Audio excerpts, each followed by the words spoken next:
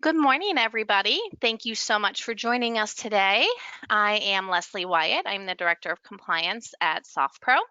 This is episode 11, believe it or not, of Saved You a Seat, our webinar series for our customers. Again, thank you for joining us. Today, you have me. I am the only speaker today.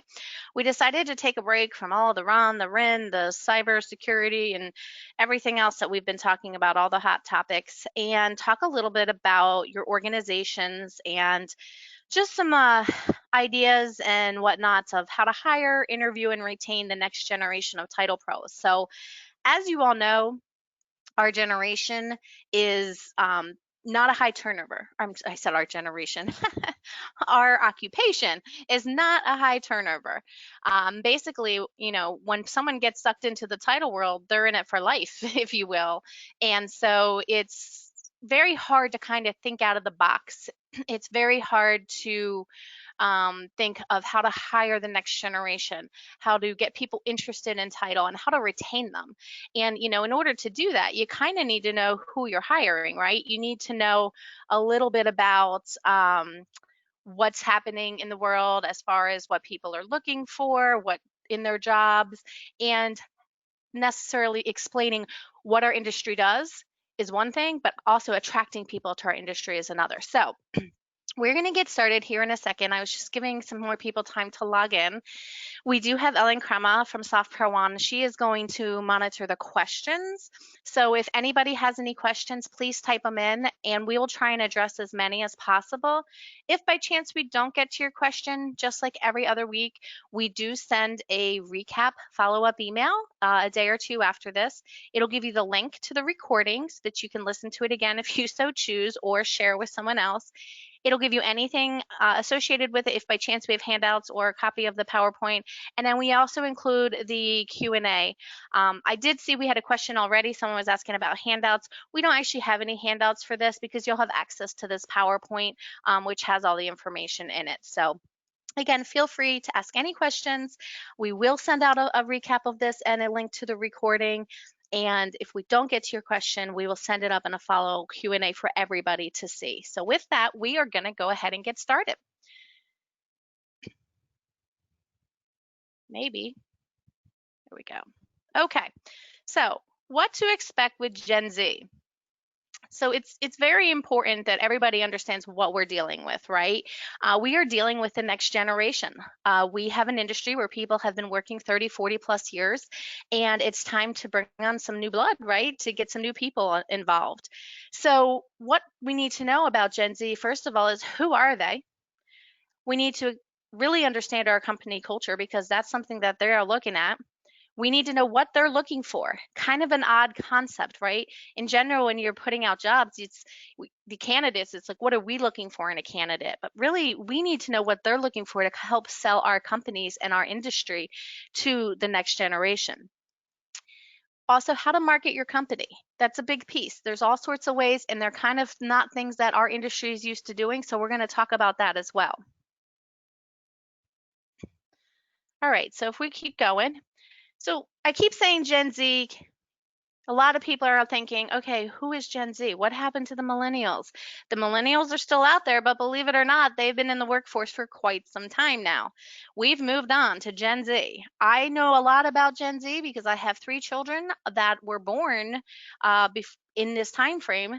So technically, even though they're at the very tail end of it and they're still in elementary school, middle school, they're technically Gen Zers. So Gen Z refers to a group of people between around 1995 to 2010, 2011. There's a little bit of debate where the cutoff is, but they're somewhere in that realm of things. They will make up 1/5 of the workforce by 2021. So the ones that were born in 95, 96, 97, 98, they're going to make up 1/5 of the workforce, which is pretty interesting. So, what do they know? Let's think of them as a big picture thing. So we have smartphones, right? They're basically playing on them when they're toddlers. They know everything they know about the phone. If I have an issue, I go to my kids and they help me with it. They know technology. They don't know life without it. So everything we think is cool or groundbreaking to them is second nature. And what do they know what they're looking for in a job. They're not just kind of, oh, this sounds good, this sounds interesting. They kind of have a list of requirements of which we're going to talk about, and they know what they want. A couple things they'll never know to put it into perspective is a payphone, right? My kids have no idea what a payphone is. They can barely use a phone that doesn't have FaceTime on it because they've never had to. Writing letters. I mean, my kids think it's a novelty. Whenever we go somewhere, they'll write a letter to their best friend thinking it's so cool because they'll mail something. I put question marks by this because I do think that Gen Z does put a primary focus on customer service and customer interaction. And I do think that they are swinging back to handwritten notes and handwritten thank you cards. So even though their correspondence isn't what we know via the mail or anything like that, I do think that they do put in that effort. And again, we'll talk about that. They'll never know VHS. My kids have no idea that we used to have to rush home on a Thursday night to catch whatever show was coming on at whatever time, because if you missed it, you had to either have recorded it, which was likely not happening, or you had to go ahead and wait for the repeat. They have no idea that they can't binge watch an entire season of something on Netflix. So they don't really know that type of stuff. So it's important to understand what we're dealing with here. It kind of makes me feel old, but at the end of the day, it is who they are. So just a kind of a visual here, we have Gen Z. What are they? They're adopters. They're very, very smart. We're going to talk about some of this stuff. They have a lot to bring to your organization and to the table. They're very global. They don't just think, okay, I need a job in my town. We're going to talk about that as well. Who are they? They're actually right now, they're tweens. They're 20 somethings. They're all the way down to 9 years old. So these are kids that are going to be growing up in a high tech world and know a lot of stuff to bring to your office at some point. They know pop culture, they know how to connect, they know mobile, they're very independent. They are looking for a long-term future. They have social media influencers. For those of you that aren't really up to date on what influencers are, there's actual people whose jobs is to influence people on social media. That is exactly what I said. Their job is to influence people on social media, meaning I have this product XYZ and I think this person has a lot of followers and I want them to influence people to use my company. So they will then constantly tag me. They will constantly talk about it. They'll do videos, they'll post it up, and their followers listen to them. They say, hey, if they like that company, I should try that company or I should try that product. So they live in a little bit of a different world than what we're used to, but they have a lot to bring to the table of stuff that perhaps our current employees in our industry don't necessarily focus on. Okay, so I mentioned that they have a lot to bring to the table. Innovation and creativity is for sure at the top of the list. What do I mean by that is, they're not boxed in. They don't know what a typewriter is. They certainly don't know what carbon copies is. They definitely don't know what a fax machine is. So they definitely think maybe outside the box of what we traditionally think of in a title office. So they can bring a lot of innovation. They can bring a lot of good ideas. They can bring a lot of creativity. I mean, in hindsight, historically, I think we can all agree that the title industry is not really known to be one that's creative per se, but if you get the right people and you get the right Gen Zers in there, and even some of the younger millennials, I think you would be pleasantly surprised at what they can bring to the table as far as marketing, engaging customers, and even changing up some things in the office.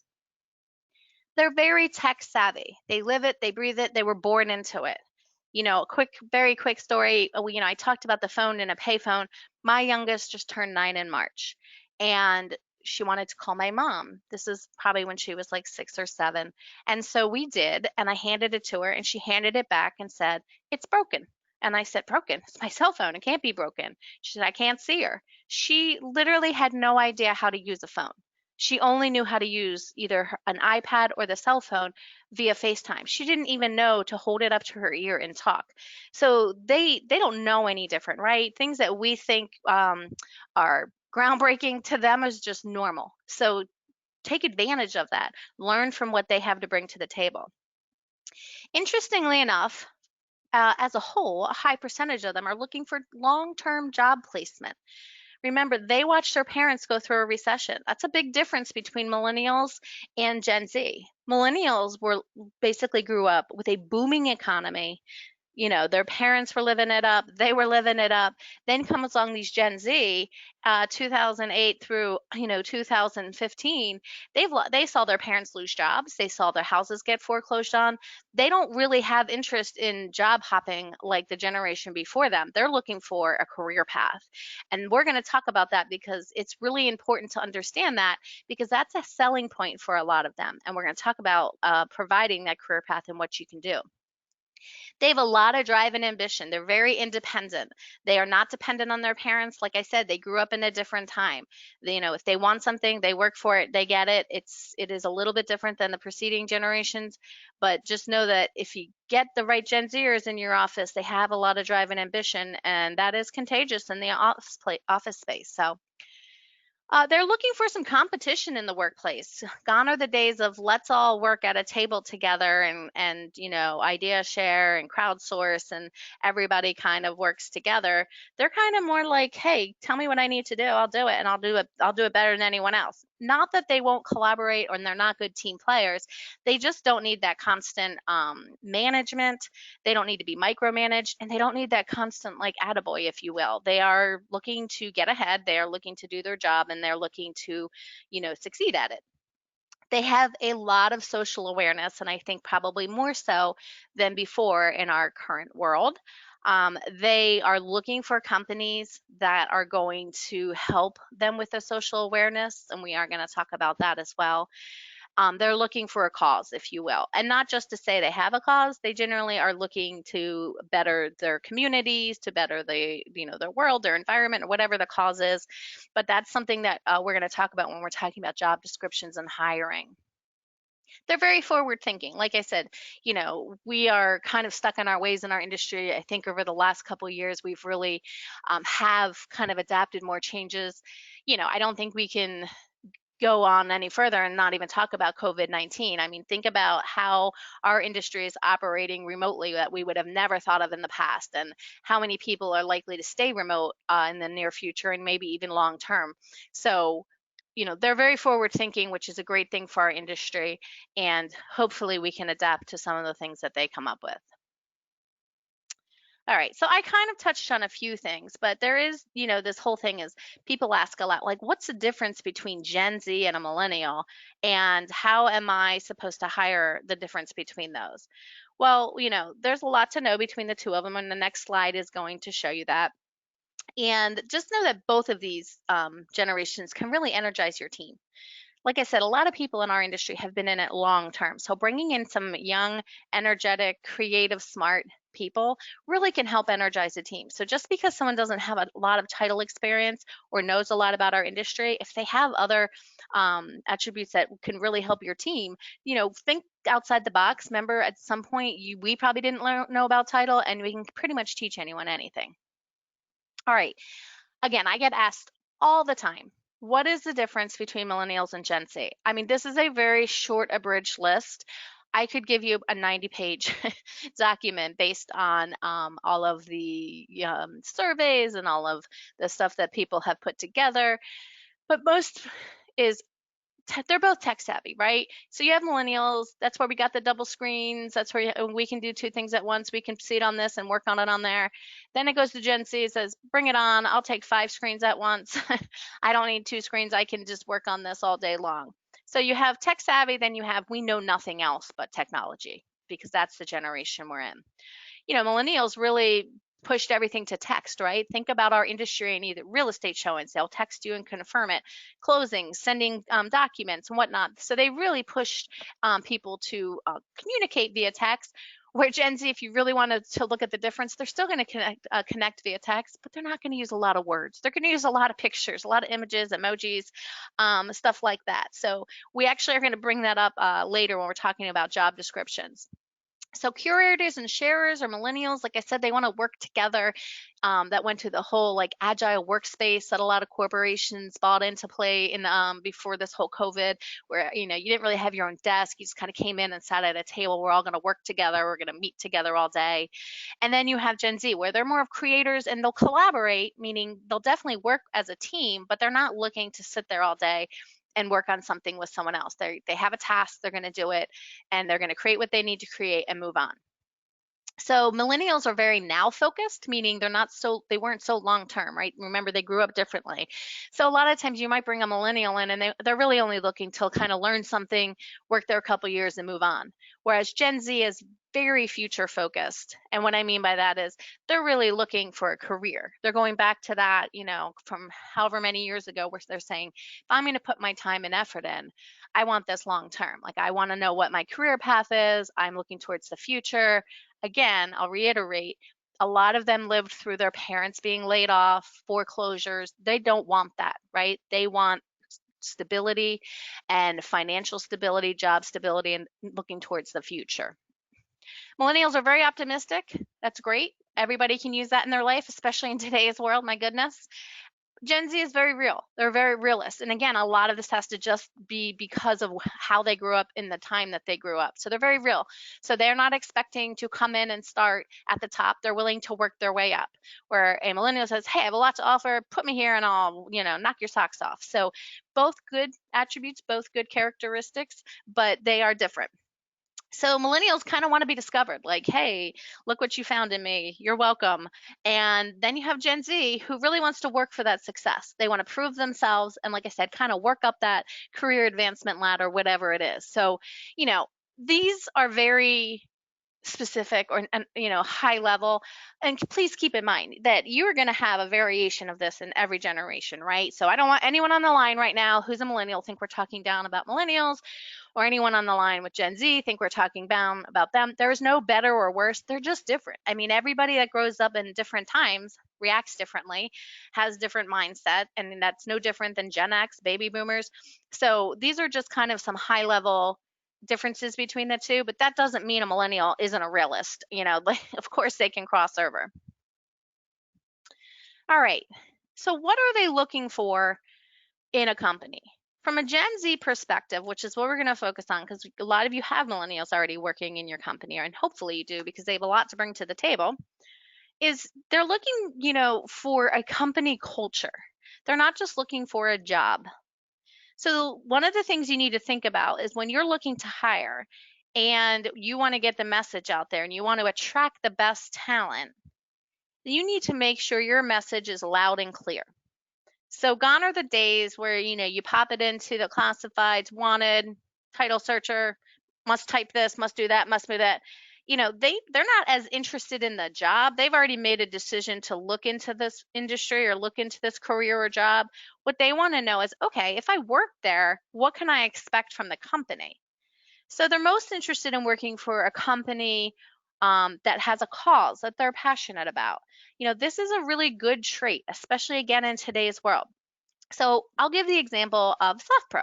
So at SoftPro, they're very generous with the employees' times when it comes to volunteering. So they have a group of local organizations that we set up. HR sets up volunteer slots, whether it's a soup kitchen, whether it's a 5K, whether it's volunteering to sort something or collect something, and we allow our employees to leave work however many times a month that it's set up.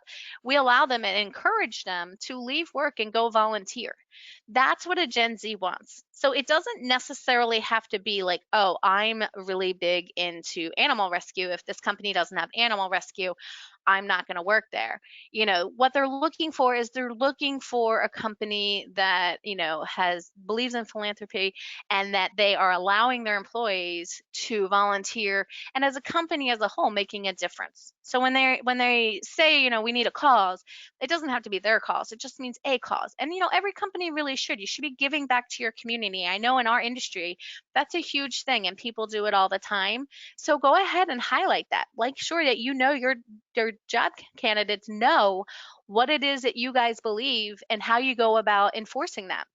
So letting your employees go out and volunteer, that's a big thing. So make sure you highlight that.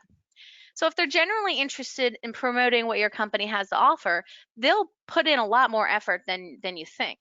So if you say, hey, this is your job and this is that, but we also want to incorporate that to give back to the community in this way, they're going to do everything they can to get their job done, make your company successful, make your customers happy, so that they can continue to give back to the community in the way that they want to. So just make sure that you are thinking more than just job descriptions, and you are selling your company culture. So spreading the word about your company and its values isn't as hard as a lot of people think. People ask me, and I've done this presentation at a lot of different conferences and seminars, and people ask me all the time, like, well, how do we even, spread the word? We don't know. Like, how does someone know what our culture is? I mean, first and foremost, and I have a slide coming up, you yourself have to know your company culture. I have, that doesn't mean your mission statement. It doesn't mean, oh, here's our core values.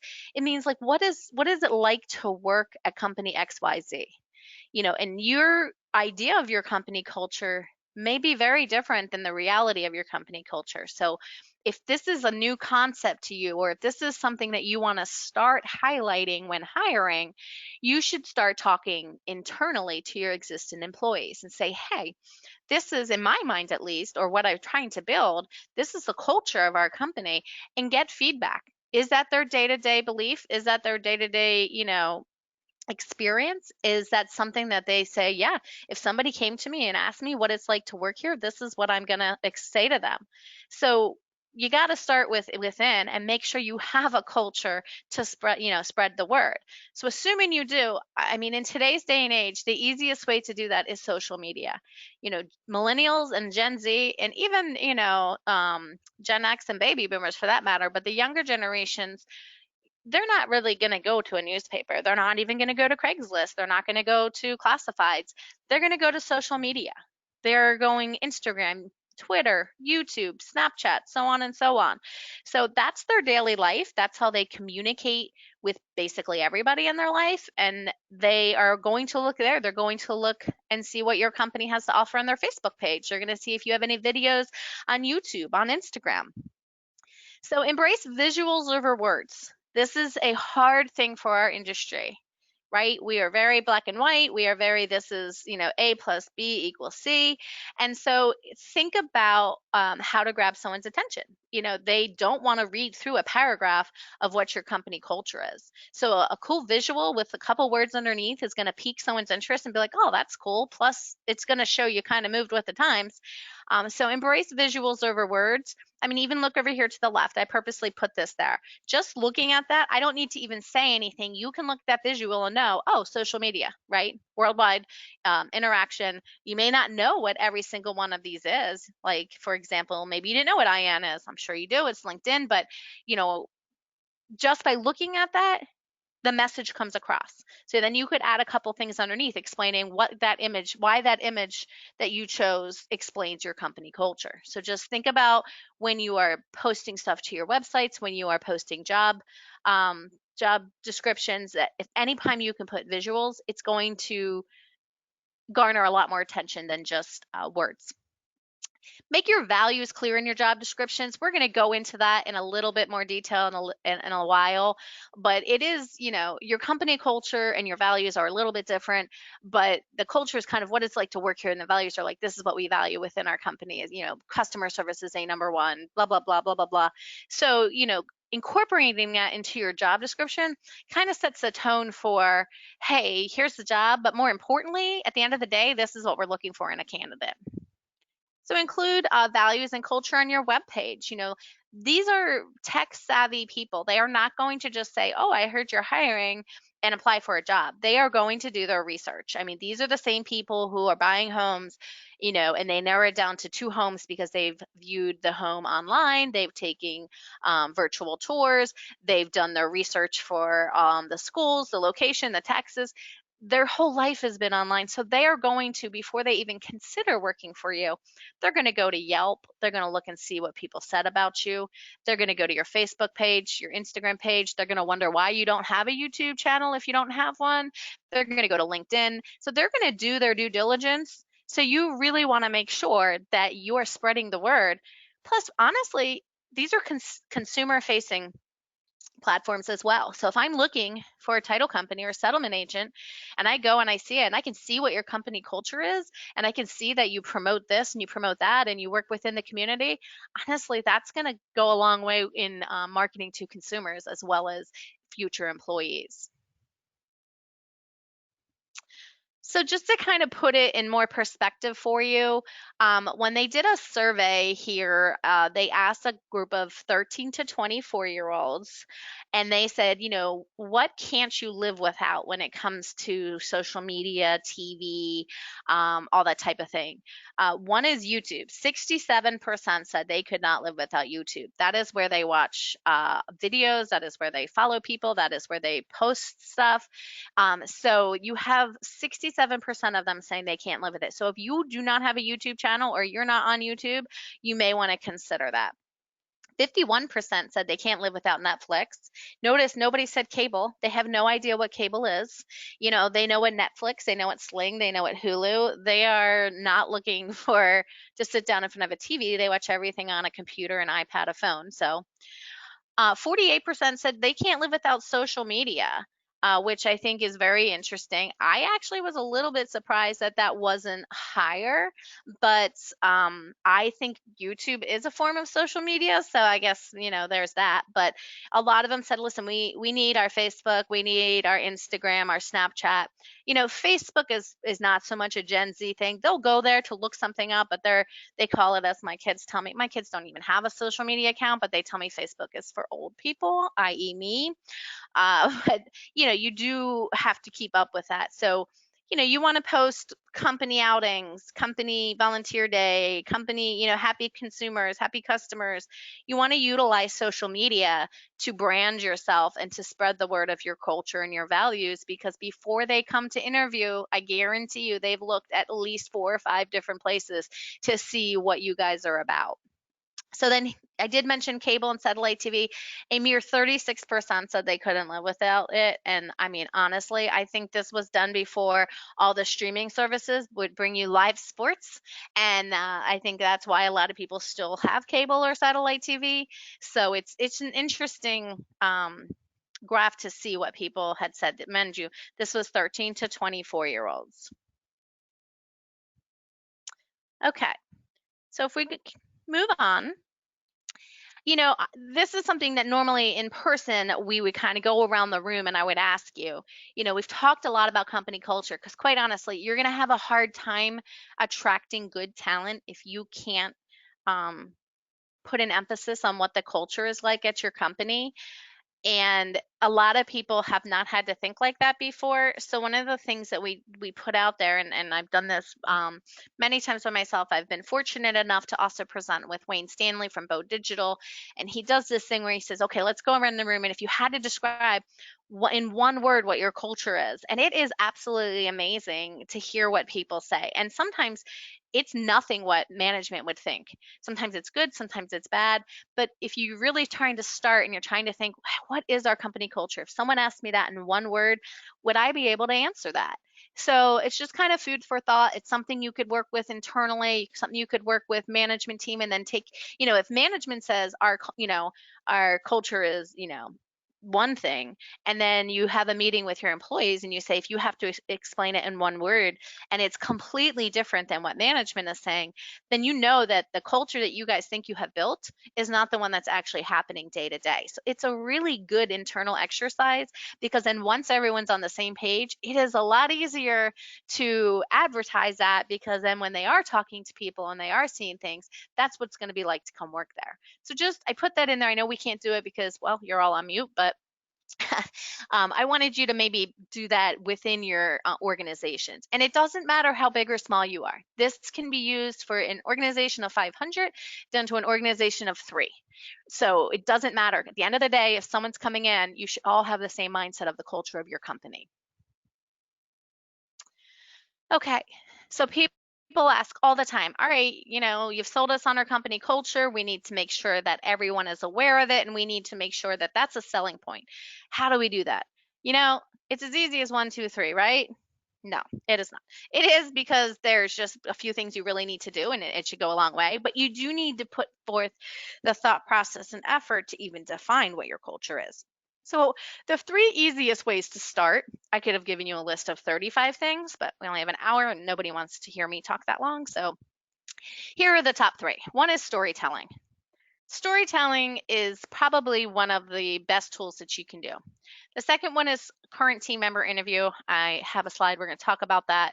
Who better to talk about your company culture than an existing employee, right? Gone are the days where, the two owners or an owner and a senior management sit down and interview somebody with no input from the people they're actually going to be working with. So we'll talk about that as well. And then creating job descriptions that sell. And we are going to talk about things that both millennials and Gen Z are looking for. So storytelling. The best way to sell your culture is to tell an engaging story, right? So think social media. At any point in time, you can do this. So if you have a very creative HR department or marketing department, obviously this is a task you can hand off to them. If you don't, it's not that hard, right? Ask an employee to talk about what it's like to work there. So some companies prefer that employees don't talk about their jobs on social media. It's really the best platform to attract top level talent. If I'm looking between three companies and one of them is nonstop of, not nonstop, but if I look at it and over people that work there are talking about how much they enjoy it and this is why and this is the culture, I'm definitely going to be more interested in that. So team members basically equal brand ambassadors, if you will. You can talk to your blue in the face about how great your company is. At the end of the day, when I ask, Bobby, Sue, and Karen, what it's like to work there, if they are not talking high about your brand and they are not on board, it's going to cost you some really good talent.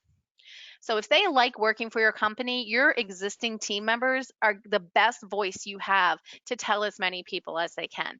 So if you are, I know our industry, and especially in some more metro areas, are starting to do local job fairs for also at universities and local community colleges. You don't have to be the one to go as the owner, even though you might at the end of the day make the final decision of who you're going to hire. It's probably better that you pick some of your top team members that really love your company and can give a good insight and a look at what it's like to work there versus, oh, come here, I'll show you this, I own the company, blah blah blah. They're going to relate more to people that do the job and work for the company than they are someone who just happens to own a company, or I'm head of HR. I'm not saying HR shouldn't go. I'm just saying your brand ambassadors are your actual team members doing the job, and that's maybe who your future potential employees, I should say, should be talking to. So tell your story. Really, at the end of the day, why are we a great company to work for? And please, please, please, please, please, please, do not say because we provide great customer service. Guess what? You should, right? That is not a selling point. Every single one of you probably provides great customer service. So you're just a dime a dozen there. So really think, what makes your company different? What do you have to offer? Everybody, is providing good customer service. Everybody can do quick turnarounds in their searches. Everybody can do this. Everyone can do that. That is not a story. A story is, we love our community so much that we decided as a company we wanted to get involved in XYZ. And this is how we went about it. And this is our ongoing journey with this charitable organization or something like that. Or we really believe in continuing education. So this is something we look at offering. So tell a story that differentiates you from just being number one in customer service, number one in turnaround time. Like that means nothing to Gen Z, to be honest with you. They're expecting that. So the next one is setting up a current team member interview. Back in the day, you would interview for a job. It would be with HR or it would be with a hiring manager or potentially a owner. you know, Letting your current employees talk about your company and culture and core values in an interview when that applicant probably has a lot of questions that maybe you who are far removed from the day to day can't answer. So, letting potential employees interview two or three team members as part of your interview process is going to pay off tenfold. I can promise you this. So, I get to go in and talk to two people that I might be working with that have been doing this job for however many years versus just talking to someone in HR or the manager who doesn't do the job day to day. I want to talk to the people and get a real feel for what to expect, and what they like, what they don't like, what they think I should be doing, so on and so forth. So let them ask questions about the company and include the culture and experience in those, so let people talk about it freely. Obviously, I mean, don't pick an employee that you know really doesn't like their job, but for sure, put people in there that can really help sell your culture and sell your company. So gone are the days of upper management doing all of it. Again, at the end of the day, you still make that decision, of course, but it's really good to see how they're going to interact too. You can gain a lot from it. It's a two-sided thing. All right. Probably the most important as far as selling your culture is creating job descriptions that sell. You can write a job description all day long. If it's not interesting or it doesn't have any of the features or bullet points of what they are looking for, no one's going to come applying for that job, at least knowing that you are hoping to get. So, gone are the days of just being a list of qualifications and functions, right? It's not a bad thing for someone to know what's expected of them. It's not a bad thing for them to know, hey, if you don't have this very minimal requirements that we require, then, maybe need not apply. But gone are the days of just saying, boom, boom, boom, boom, boom, must be organized, must be this, must be that, must be that. At the end of the day, people are going to tell you that they are anyway, multitasker, organized, you know, that's not really a selling point as far as someone coming to apply. And also, you have no idea if that's true or not. So, you have to think about these job descriptions as being a lot more creative and to kind of catch the eye of someone. So, one of the things you want to think about is, how do I sell the role, right? And we're going to talk about benefits and some cool benefits maybe you guys are overlooking. But selling the role is, hey, we offer this and this, because if they're looking to, I don't know, be a title searcher or a closer, they're probably actually looking at more than one company.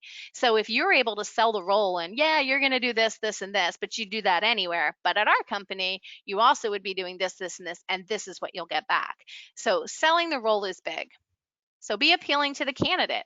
This is a complete reverse mindset of hiring for the past 100 years, right? I mean, back in the day, you didn't need to be appealing to the candidate. The candidate needed to be appealing to you. Well, we're really trying to bring in some young blood into our industry to make sure that these companies continue and that people know what it is we do.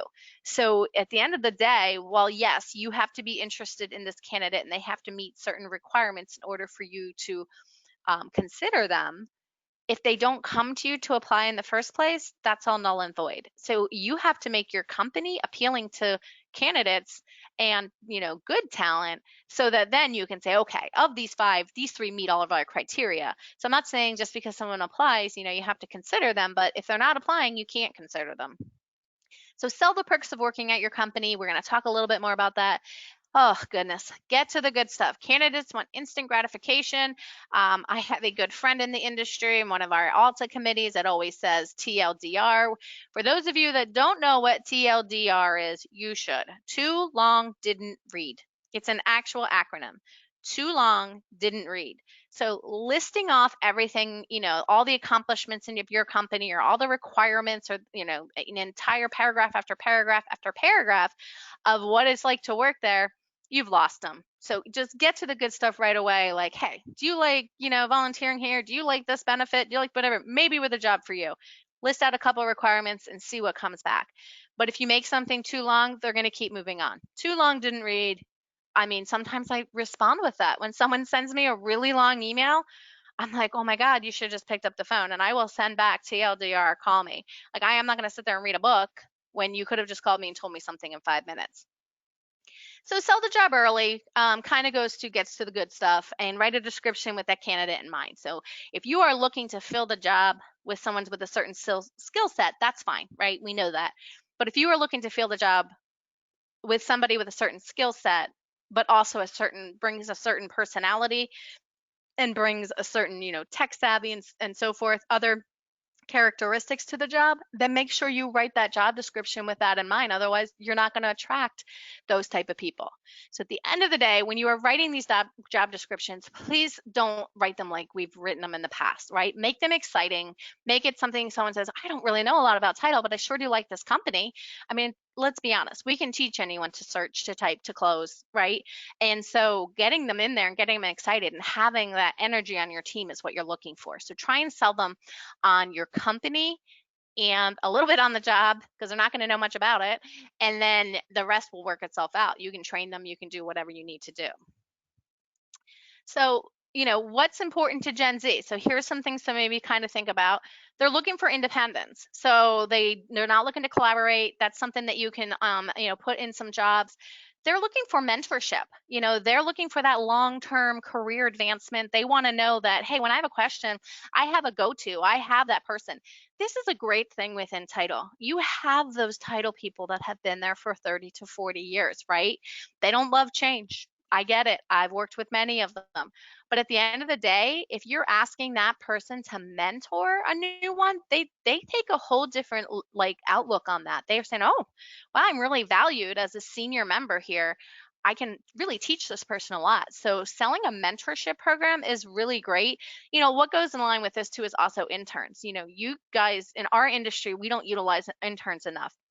Everything I'm telling you can be implemented in trying to bring an intern on board as well. They've got a lot to offer. Most of them are doing it for free. And it exposes them, right? It exposes them to our industry so that when they do finish school, they say, hey, I loved working there. I know a little bit about title now, so maybe I can come back and work for you. So think of mentorship and as something to offer, but also, kind of think about interns in our industry. They're underutilized and something that we really should focus on more.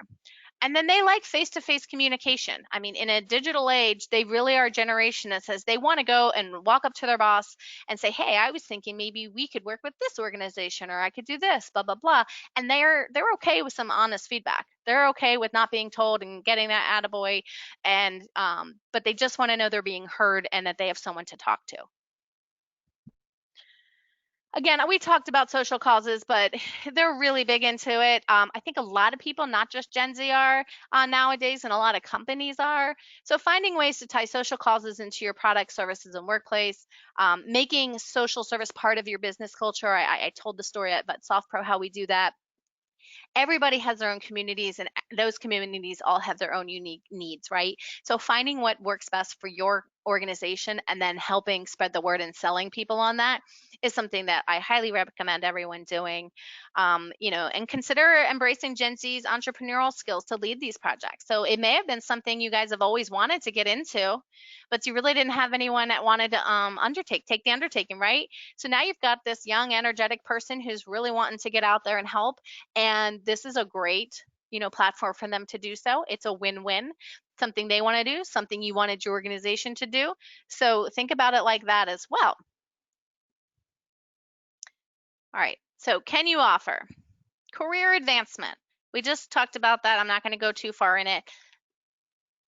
I think you'll find when you actually do, what I would consider final interviews with Gen Zers, a lot of them are going to ask about that. They're going to be like, so well, like where do I go with this? So on and so forth.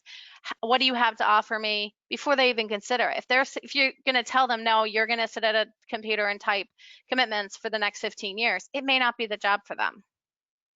Flexibility. We're going to talk about that with benefits, but they definitely want flexibility. And I think that is something that our industry is more open to offering, having just gone through COVID-19 and so many people working from home, but still being top producers. So they want flexibility in the workplace. And again, I'll talk about that with benefits. And then technology. If you don't have technology that they're used to seeing, I mean, honestly, you're just not going to make it moving forward anyway. So being able to highlight some of the tech stuff you have in place in your organization is going to go a long way when they're considering working for you.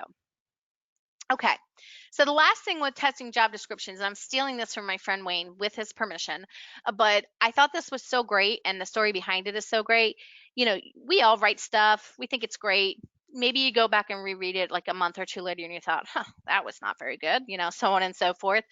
So when you are putting these job descriptions out there, or trying to sell your culture or whatnot, eliminate the jargon. I say this in everything I ever talk about. Nobody knows anything about title except the people that actually work in title. So when you talk about a lien or an encumbrance, or using all of the industry jargon, you've lost them. They have no idea what you're talking about. Nobody really knows what we do anyway. Very few people know what title insurance is. I mean, they know they have to go somewhere and sign some papers to close on a home, but they have no idea what goes into it and all that you do to protect that investment. That's okay. You can teach them that later. You can tell them that face to face in an interview. But putting all that jargon in there up front, you're gonna lose. You're gonna lose a high percentage of top talent.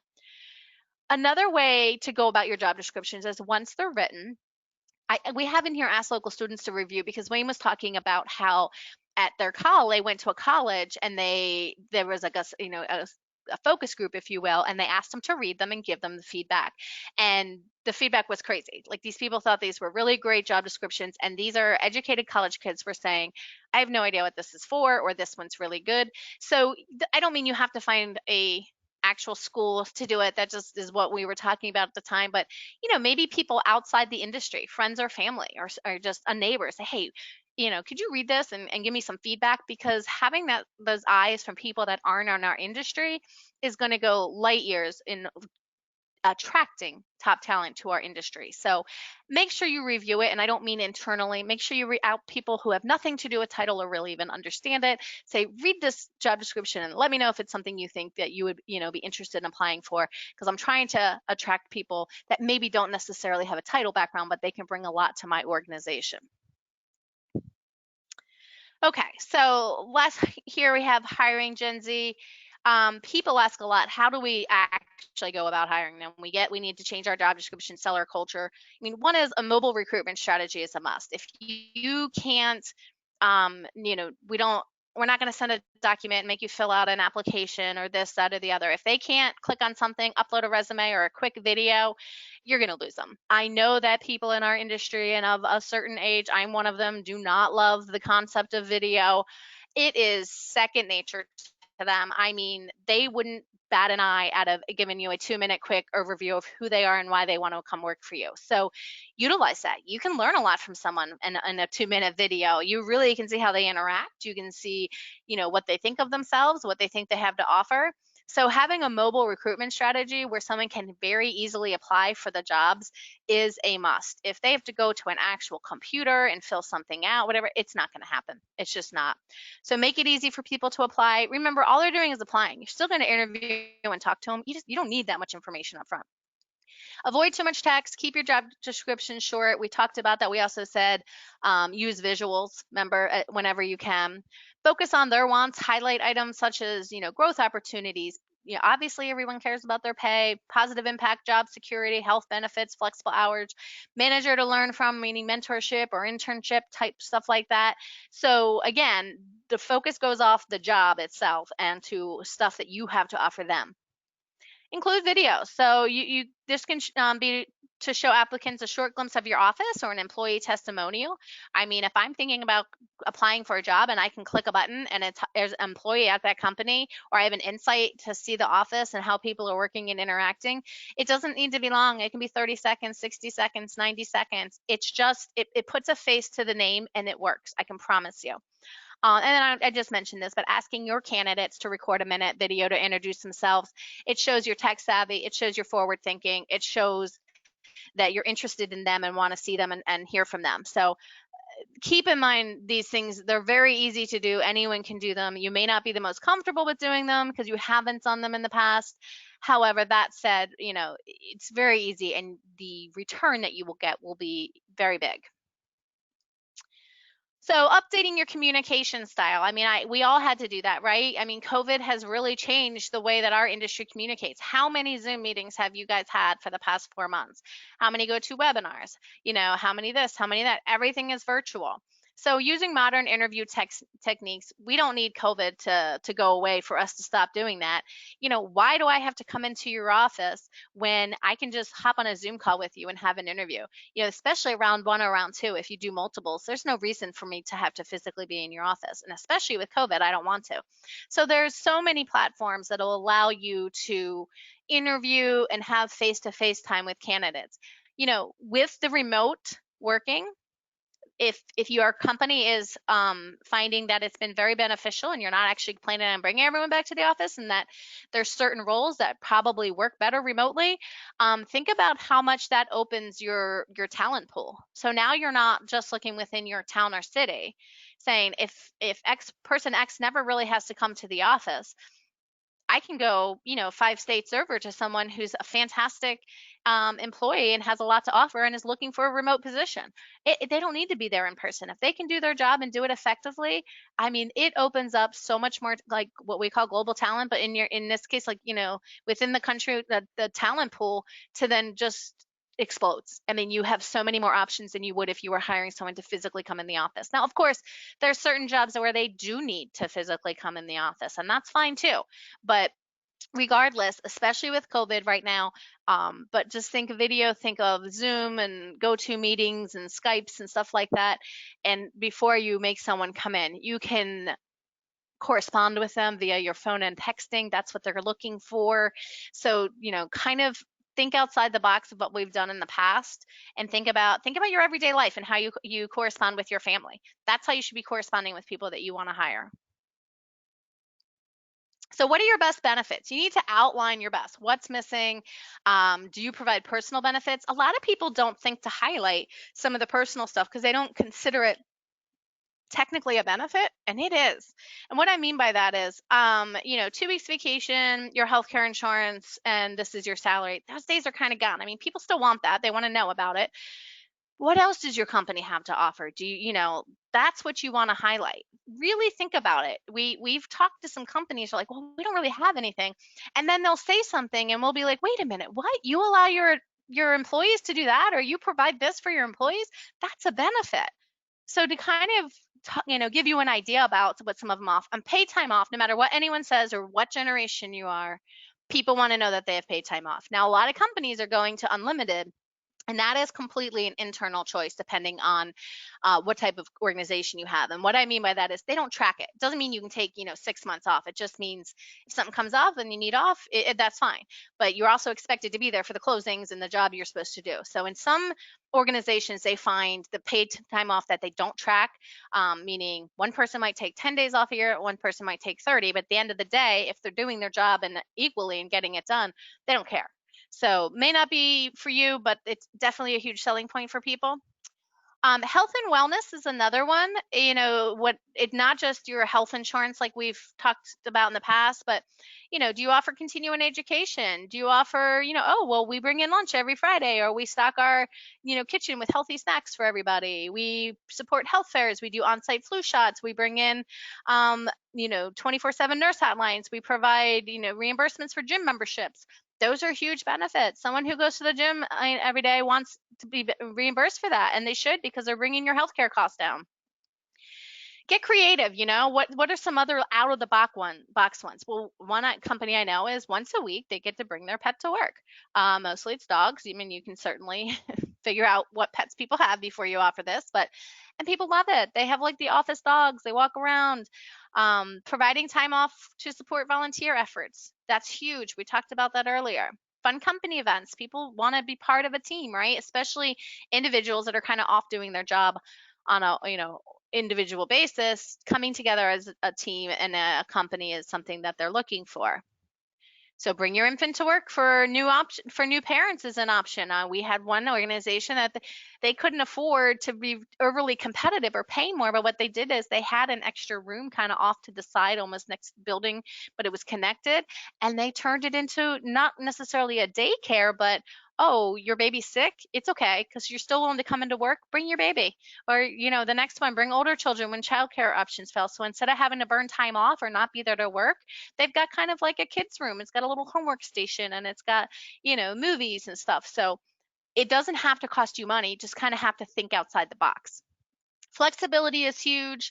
It's even bigger now with COVID, but flexible hours. I mean, at the end of the day, if they're not sitting in front of a customer, does it really matter when they're working? So if they want to work 10 to 6 instead of 9 to 5 or 11 to 7, I've worked from home for almost 18 years, and I work much better at night. I just always have. I mean, I am up and working in the morning, but SoftPro is so great. They're like, it doesn't matter as long as your job is done. And I put in, at least 40 hours a week, so it's not an issue. But if you don't care, those are things to highlight. Some people really, really, that's a big selling point. Also, if they are coming into the office and you're say I live in Chicago, so going into the office at 8 or 9 o'clock in the morning, Going 10 miles is an hour and a half commute.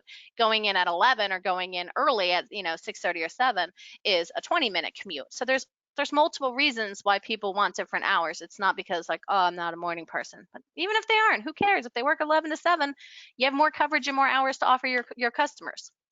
Working remote, we don't need to spend any time on that. Everyone's been dealing with that and been dealing with it very well. One of the newest things that are out there is what we call cafeteria plans. Cafeteria plan of benefits allow you to pick and choose. So I'm a young 21-year-old. I don't really want life insurance right now. I don't have a family or kids, so I don't want to pay for that, but I do want this. So it's kind of like going to a cafeteria and picking and choosing the bits and pieces that you want for your benefits up to a certain dollar amount, knowing that 10 years from now, when I'm married and have children, I can change that and add life insurance. So it's kind of a la carte of benefits, if you will. Again, anything you can highlight of these, I'm telling you, people will appreciate. So, know who's going to carry out your legacy we have in here, because that's what makes hiring so important in today's world. So if you've been in the business for 40 years and you've built up this great company and you're thinking about retiring, does everybody else at your company know you're thinking about retiring? And if so, the people that you think are going to continue your legacy or your company even know that? Have you sat down with Bob and Sue and said, hey, this is what I'm thinking? One of them might look right at you and say, oh, I have no interest in running the company. I'm good. I'm 10 years from, 5 years from retirement. So you need to think about that and hiring this next generation young people and providing career paths and career roadmaps and train them and how they're going to grow, and having these mentor programs. I mean, if you're going to retire, you might want to say, hey, Sue, can you be the mentor for, Bob that we're bringing in here, so that you know that you have this consistent door of new talent and new employees coming in that are going to keep on the legacy. I cannot tell you how many people, when we do this in person, we ask them to draw a circle and we ask them who if the owner or whoever runs the company retired, the name of the person that they think would take over in there. And then the next question is, but does that person know? And if they don't, do they even want it? So outside of hiring, you have to keep and think, you have to bring in this new blood, and you have to train them, and you have to get them ready to stay with you and be on this career path that you've provided. Otherwise, if you have everyone down the same age and everyone retires around the same time, you have no one to take over. You have nothing, right? So really think through where you want your company to be when you're not there. All right, so that is a lot of information in a very short amount of time. I promise you, I could have talked about this for the next 3 hours. I'm wondering if we have any questions. I don't think Ellen sent me anything. Oh, I see we do have some questions, but I think she's answered most of them. So I know that we've. Hey, Leslie, Yeah, sure. quick note. We covered all the questions, but there was someone who shared a quick tip. If we go back to your slide where you were talking about updating your communication style for recruiting and for interviewing, you had mentioned texting as one of the methods of communication, and she just wanted to share to make sure that if you start using texting, making sure that you have the availability to stay on top of responses, because it can look bad if it takes too long to respond. Of course, that goes both ways, but so that's just a quick tip. If it's something that maybe you don't have the availability to stay on top of in real time, then something more traditional like email communication may work better for you. But that's a great point. That's a really good point, actually. Yeah, I mean, it's like offering a service and then not following through. So if you are going to go a mobile recruitment or, text and communicate, make sure that, whoever would normally have been doing a kind of the old school way is on top of it. If I text you, and I mean, I know text is instant, right? So if you don't respond back within a certain time frame, I'm likely going to move on or not be so happy with what, says. That's a really good a really good thing. I see someone else just put in here, what about internships? Why should we consider hiring an intern? We did talk about this for a few things, but I mean, if everyone has to drop off, I completely understand, but I have some extra time, so I'm going to answer this. Interns are a great way for a company to do multiple things. One, if they're not paid interns, then obviously you get the benefit of having people working for free, which is probably one of the number one things that companies think of it. However, that said, you should really be thinking about even paid interns if you can, if it works out, because you are exposing a young group of people to our industry and to potential jobs when they're done school, right? So I am in school, I'm considering this, I'm considering this. I come into your company and I learn as much as I can because that's what an intern does. And then the likelihood of me going to a different company, I mean, most interns try and get jobs at where they are interning. I mean, that's just the point of an intern. Um, but that said, it is a way to expose more young people to our industry with the flip side of also getting the benefit of them working within your organization, whether it be, like I said, a non-paid internship or a paid internship, which is usually a reduced rate than obviously a salary. So it's really smart. It's a way for you to also get in front of the local colleges near your area, and they'll constantly have a pool of people for you to choose from, meaning constantly keeping you in the mix for young people and trying to recruit people into our industry. You know, when they go to college, they're not saying, well, I'm going to get a degree in title insurance. It's not an option. So, you know, they're going to have a business degree or something like that, but they are interested in title insurance, but they don't really understand it. So, having an intern from a management side, obviously it's a financial aspect, and having people, extra people to do the work.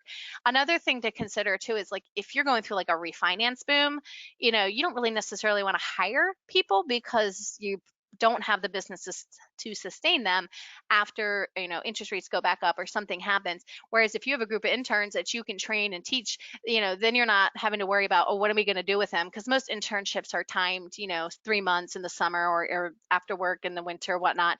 So that's another reason why you might want to consider interns. But at the very end of the day, it's additional people getting to work in our industry that you are able to train and teach the correct way of what it is we do and why, and in hopes of, you know, not only did you get basically that labor, but the hopes is that they then again maybe want to go into our industry. And being able to continually have that pool from a college is huge. It keeps you guys kind of ahead of the game, and it gives you kind of first dibs at people that are considering our industry. So that is the answer to why you might want to consider interns. So I am not going to go over our recipes. I am simply going to, I know you all know how to read, but I am simply going to tell you, one, I love, love, love when you guys email me through the weeks and tell me what you tried and what you liked and so on and so forth. It's so fun.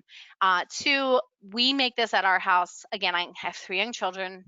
Make their ages right, 13, 11, and 9. We eat this at least once a week. They absolutely love it. It's very easy. It's just Middle Eastern chicken kebabs, and then the tzatziki and tabbouleh. They love all of it. It's very healthy. It's very summery. So if anyone tries it, you know, shoot me an email. Let me know what you thought. If anyone has any questions regarding this webinar, please feel free to email me. Like I mentioned earlier, we are going to send out a recap. By we, I mean Ellen, who you just heard from. We'll send out a recap with a link to the recording, any Q&A that we get, even if it's post, and any information we have to go along with this, we will send out as well. So I appreciate everybody staying on. I know I went about 5 minutes over, but I wanted to answer that question because I do really think interns are underutilized in our industry, and something that really could help you get in front of a lot more people and a lot of really good talent. So I just wanted to answer that. But that said, I hope everybody has a great week. I hope it is not as hot by you as it is by me. And again, please feel free to reach out. We appreciate you all, and have a great week. Thank you so much for joining us.